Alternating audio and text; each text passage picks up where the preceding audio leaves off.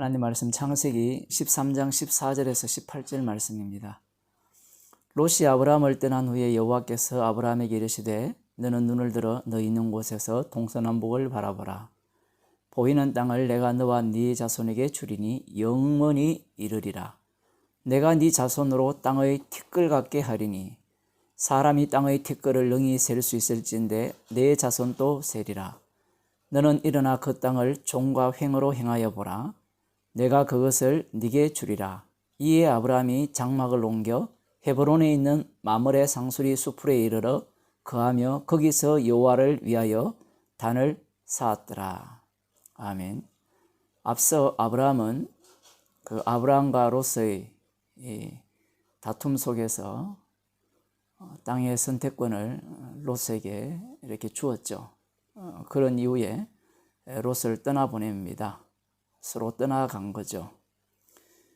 그런 이후에 지금 오늘 본문 말씀이 등장합니다. 여호와 하나님께서 나타나셔서 약속을 이렇게 말씀하시는 겁니다.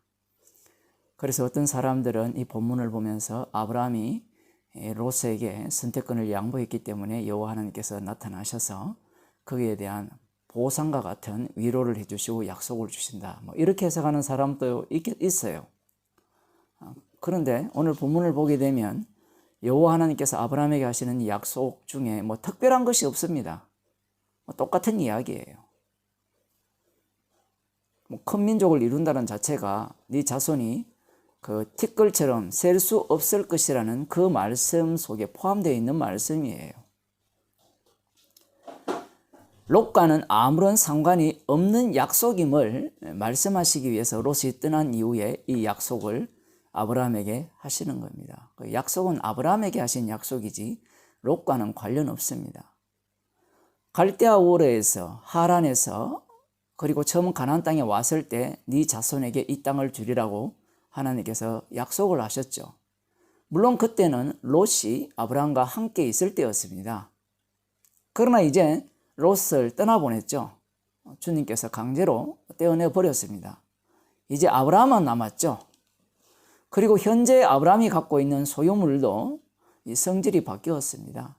하란에서 갖고 온 소유물이 아니라 애굽 땅을 경유하여서 약속대로 주어진 하나님께서 주신 소유물이죠. 비로소 약속이 약속답게 아브라함에게 들려지게 됩니다. 그런데 이 약속을 이렇게 들여다보면 이 약속이 당장 일어날 일은 아닌 것처럼 약속되어지는 거예요. 지금 자녀가 없습니다. 자손이 한 사람도 없어요. 그런데 셀 수 없는 자손을 주겠다라고 말씀을 하셨고, 그리고 눈을 들어 동서남북을 보라. 사람이 동서남북을 보면 공기가 깨끗할 경우에 몇 킬로까지 보이겠어요? 이것은 단순히 보라는 의미가 아니죠. 보이는 데만 주시겠다는 말씀은 아닙니다. 그 약속의 땅의 경계선이 어디까지인가? 그것은 이후에 하나님께서 말씀하신 종과 횡으로 행하여 보라. 그 말씀 속에 이제 하나님이 주실 약속의 땅의 범위가 당겨지게 됩니다. 자, 어쨌든 그래서 하나님께서 이렇게 말씀하시죠. 보이는 땅을 내가 너와 네 자손에게 주리라. 이렇게 말씀하시거든요. 너와 내 자손에게. 아직까지 아브라함의 소유는 하나도 없습니다. 장막을 칠 뿐이에요. 잠시 머무는 것 뿐입니다. 그러나 아브라함에게 주시겠다라고 말씀하시면서 자손도 셀 수 없는 티끌처럼 많이 주실 것이다 라고 말씀하시면서 너는 일어나 그 땅을 종과 행으로 행하여 보라. 내가 그것을 네게 주리라. 이렇게 말씀하셨어요. 그러면 이제 우리가 생각할 때는 아브라함이 이 애굽을 경유하여 왔잖아요. 그러니 롯도 떠나보냈잖아요. 그런 상황에서 종과 행으로 행하여 보라. 내가 그 땅을 네게 주겠다라고 하셨으면 그 다음 아브라함 행동이 어떤 행동으로 나와야 될까요? 종과 행으로 행하여야 되겠죠. 그렇지 않습니까? 그런데 아브라함이 그 말씀을 듣자마자 아브라함이 장막을 어디로 옮기는가 하면 헤브론으로 옮겨요. 그 헤브론이라는 지역은 그 헤브론에 있는 마므레 상수리 수풀에 이르러서 거기서 거하면서 여호와를 위하여 단을 쌓았다. 이렇게 말씀하고 있습니다. 분명히 종과 행으로 행하여 보라고 했다면 말씀대로 종과 행을 행하여서 하나님이 주시고자 하는 약속의 땅의 그 범위, 쉽게 말하면 그 범위만큼 자기가 달리 말해 하나님이 경계를 안 정해줬거든요. 어디에서 어디까지, 어디에서 어디까지. 그러면 하나님이 주실 약속을 믿고 뭐 동쪽으로, 서쪽으로, 북쪽으로, 남쪽으로 막 종과 행을 행하여서 하나님 이걸 주시기라고 약속했죠. 그렇게 해야 될 거 아니에요. 그런데 지금 아브라함이 헤브론에 가서 그래요. 헤브론 마므레 상수리 나무 그쪽에서 거합니다. 우리는 지금 이 헤브론이라는 곳이 어떤 지역인지 알긴 알죠. 헤브론은 그 다윗 왕이 7년 반 동안 이스라엘을 통치했던 그 수도였어요. 그 헤브론이 예루살렘 약간 왼쪽 위쪽입니까? 그쪽에 위치하고 있거든요. 거리는 멀지 않습니다. 그 헤브론에 또 뭐가 세워집니까? 도피성이 또 만들어지거든요. 이런 것들은 우리들이 잘 기억을 할 수 있는데 이 헤브론이라는 것이 굉장히 중요한 지명을 중요한 그 위치를 갖고 있어요. 헤브론에는 누가 살고 있는가 하면요. 헷 족속이 살고 있어요. 헷은 누구의 자손인가 하면 가나안의 자손이에요. 가나안이 낳은 아들 중에 하나가 헷 족속이에요. 그 헷 족속이 주로 살고 있는 지역이 지금 헤브론 지역인데 여기에 누가 주로 그 자리에 그 틀을 잡고 있느냐라고 하면 이 여호수아를 읽어봐야 나오거든요. 여호수아 14장 15절을 보면 헤브론의 옛 지명이 무엇인가 하면 기랏 아르바예요. 그러니까 헤브론 지명이 언제 만들어졌는지는 불명확합니다. 이것이 후대에 만들어져서 미리 기록될 수가 있고요. 이것은 시대적 상황이니까 하나님이 계시니까 헤브론의 옛 이름은 기랏 아르바인데 이 기랏이라는 말은 압이라는 뜻이고 조상이라는 뜻이고 표현을 하자면 아르바라는 뜻은 이 사람 이름이에요. 사람 이름인데 아르바가 누군가 하면 아낙 사람 가운데 가장 큰 사람이 아르바예요. 아낙 사람이라고 하면 우리가 민수기 13장이 떠오르죠. 정탐꾼이 갔을 때 그곳에 누가 있었어요? 아낙 사람이 있었죠. 아낙 사람을 누구라고 표현합니까? 네피림의 후손이라고 표현해요. 근데 네피림은 어디에 등장합니까? 창세기 6장 4절에 등장하거든요. 네피림 족속은 노아 홍수로 다 심판받았고 멸망당했어요. 그런데 지금 여기에 누가 등장하면 네피림의 후손 아낙 자손이 등장하고 있는 겁니다. 여호수아 14장 거기에 보면 여호와 전쟁이 끝난 지점이 어디인가 하면 헤브론이에요. 그 헤브론이 갈렙이 차지하거든요. 갈렙이 그것을 차지함으로 말미암아 여호와의 전쟁이 끝나는데 놀라운 사실은 지금 이 헤브론을 기랏 아르바라고 했잖아요. 그러면 그곳에 아낙 사람 가운데 가장 큰 사람이 아르바니까 그들이 사는 곳이라는 거예요. 거인 중에 한 사람은 또 누구예요? 골리앗이죠. 골리앗도 이 아낙 자손 계열이에요. 표현을 하자면.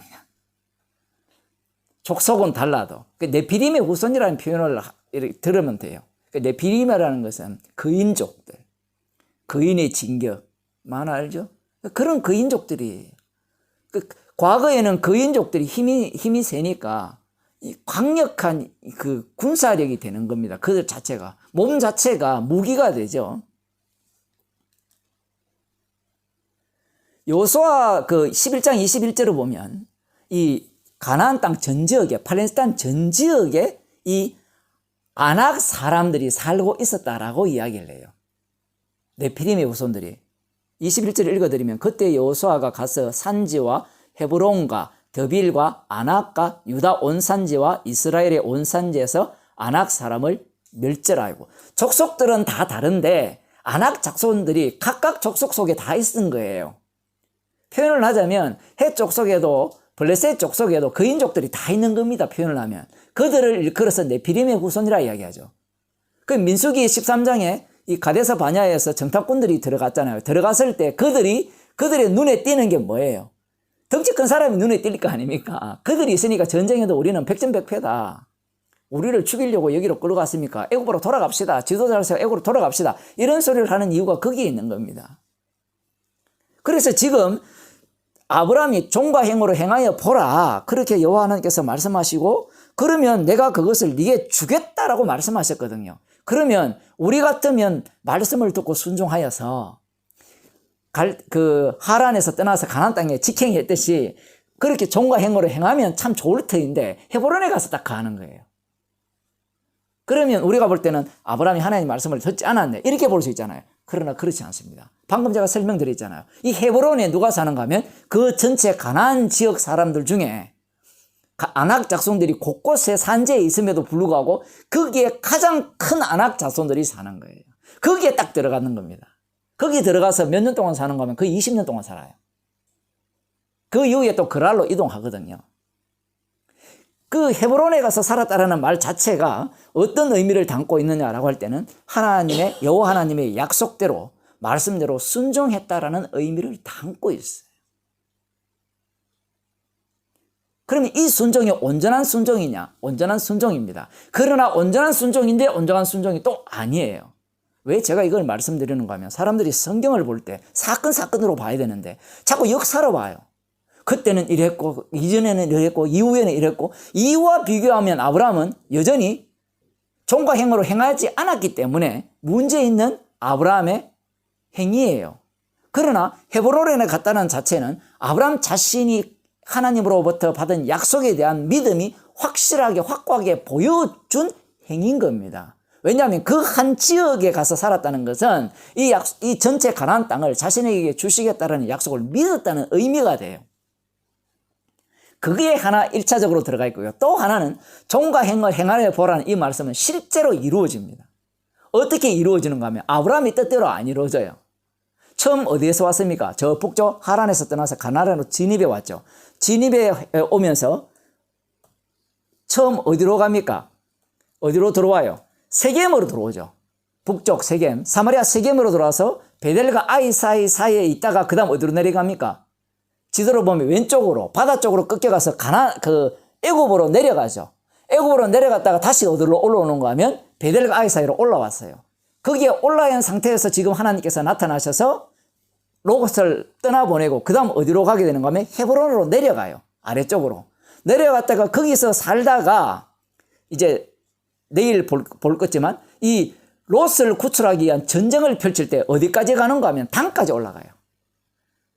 이 성경에 보면 단이 그 당시에 지명이 없었기 때문에 오른쪽 저쪽 하는데 여러분이 잘 아시지만 솔로몬 왕이 전쟁을 해서 북쪽은 어디까지 차지합니까? 단, 아래쪽은 브에셀과 단과 브에셀바, 남쪽 끝이 브에셀바고 북쪽 끝이 단이거든요. 성경에 지금 그렇게 나옵니다. 나중에 전쟁을 할 때 어디까지 올라가는가 하면 다메섹 좌편 호박까지 올라가거든요. 다메섹은 오른쪽 끝에 있어요. 표현을 하자면. 그 다메섹 왼쪽 편까지 올라갔으니까 이 내용 전체는 종과 행을 행하여 보라는 이 전쟁을 통해서 그까지 올라갔다가 다시 돌아오거든요. 돌아왔다가 어디로 가는가 하면 20년 후에 그랄로 갔다가 그랄에서 다시 우물 때문에 브에셀바로 갔다가 브에셀바에서 다시 사라가 죽거든요. 죽어서 막벨라 굴로 가는데 막벨라 굴이 어느 쪽에 있는가 하면 이 헤브론 땅에 있는 겁니다. 그런데 그 막벨라 굴로 가기 전에 어떤 일을 또 겪게 되는가 하면 브에셀바 그 지역에서 여호와 하나님께서 이삭을 바치라 할 때 그 바치는 장소가 어딘가 하면 저기 세겜 근처에 있는 추정을 내요. 그리심산 쪽이에요. 그리심산. 모리아산이라 하죠.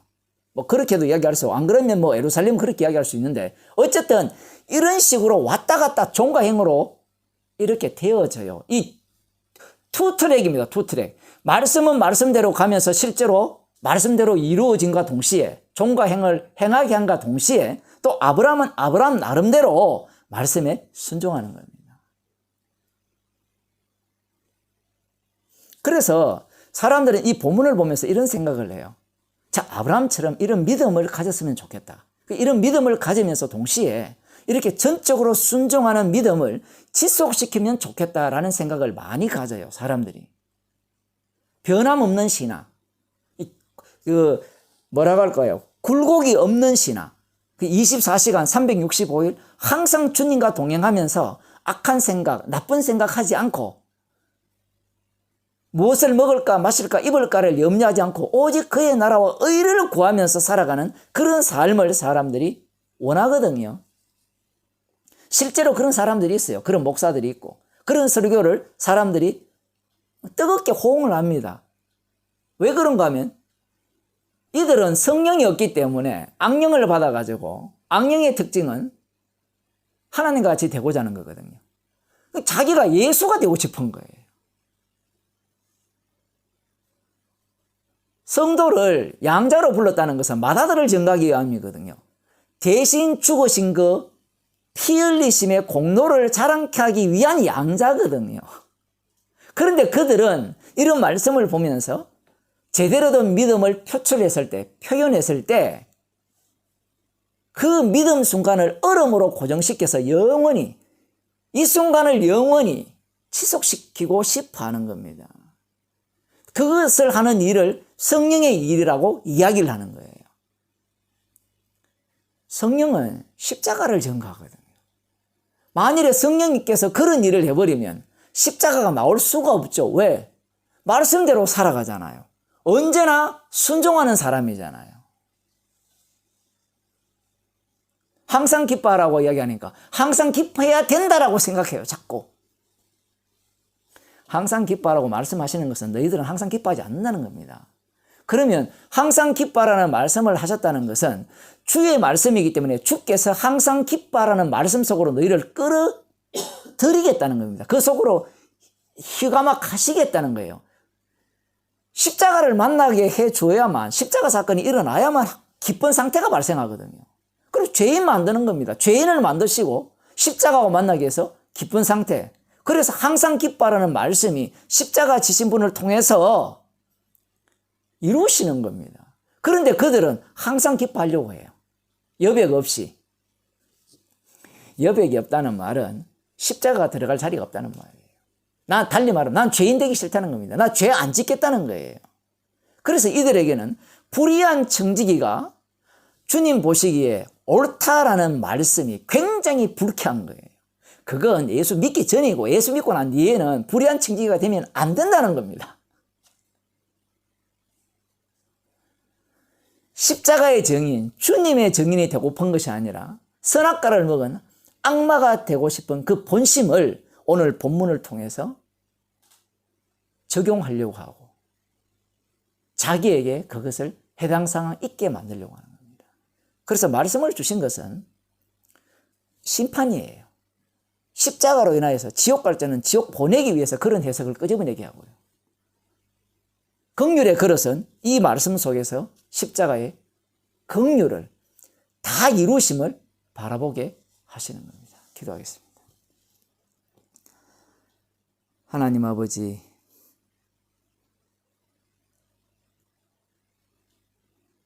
약속하신 분이 십자가로 친히 다 이루셨음을 저희들에게 이미 부어주셨고 다 이루셨음을 증거하기 위해서 날마다 우리들을 죄인 만드시고 십자가의 피 공로만을 자랑케 하는 자로 날마다 새롭게 세워주심을 감사드립니다. 예수님 이름으로 기도드리옵나이다. 아멘.